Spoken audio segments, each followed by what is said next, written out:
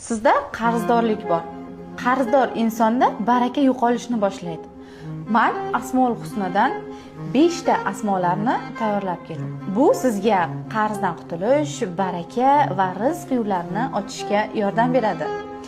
Birinchisi ya basit, rizq va baraka kengayishi uchun. Ikkinchisi ya latif, qiyin vaziyatlarni yumshatish uchun. Uchinchisi ya vahhab, kutilmagan ne'matlar kelishi uchun. To'rtinchisi ya jalil, hayotda obro', qudrat va mustahkamlik uchun.